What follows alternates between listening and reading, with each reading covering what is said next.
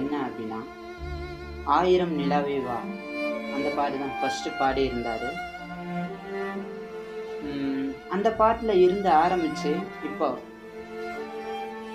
அனிருத் இசையமைச்ச ஒரு பாடல் வரைக்கும் பாடி தர்பார்ன்ற படத்துல வந்து பாடி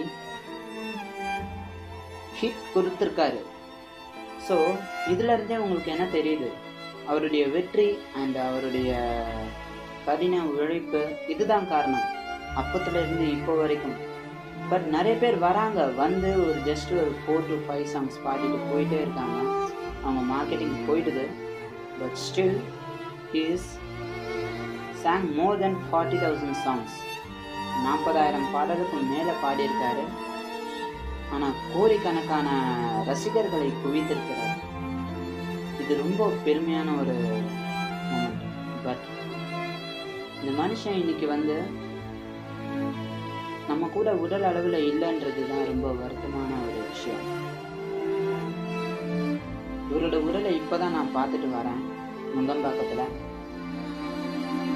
ஸோ கண்ணாடி குடுவையில் வச்சுருந்தாங்க. அதை பார்க்கும்போதே ரொம்ப மனசு உடைஞ்சு போச்சு எனக்கு. உங்களுக்காக நான் எடுத்த வீடியோ ஃபுட்டேஜ் போடுறேன், நீங்கள் அதையும் பாருங்கள்.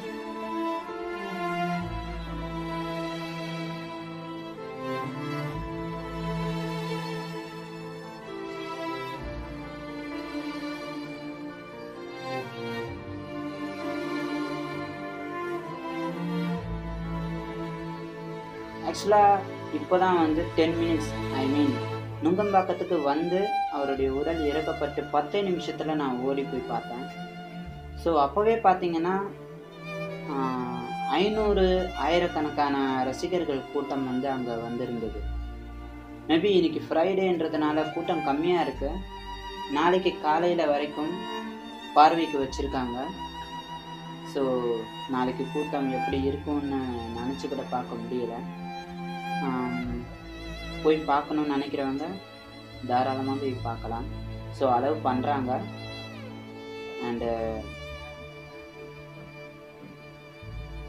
எந்த மாதிரியான ஒரு சுச்சுவேஷனாக இருந்தாலும், ஹாப்பியாக இருக்கீங்களா இல்லை சோகமாக இருக்கீங்களா, அப்படி இருந்தாலும் எஸ்பிபியோட பாட்டை தான் கேட்க தோணும். ஃபார் எக்ஸாம்பிள் நான் வந்து ரொம்ப ஹாப்பியாக இருக்கும்போது என்ன பாட்டு கேட்பேன் அப்படின்னா, ஓ பட்டர்ஃப்ளை பாட்டு தான் கேட்பேன் மோஸ்ட்லி. அண்டு சோகமாக இருக்கும்போது என்ன பாட்டு கேட்பேன் அப்படின்னா,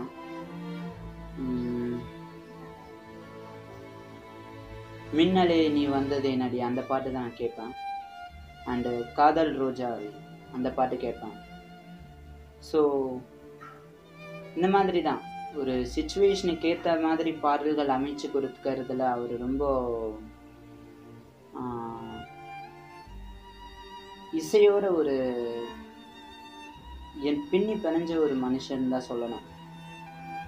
ஹை ரேஞ்சாக இருந்தாலும் சரி, லோ ரேஞ்சாக இருந்தாலும் சரி, அவரை அடிச்சுக்கிறதுக்கு ஒரு ஆளே கிடையாதுன்னு தான் சொல்லணும்.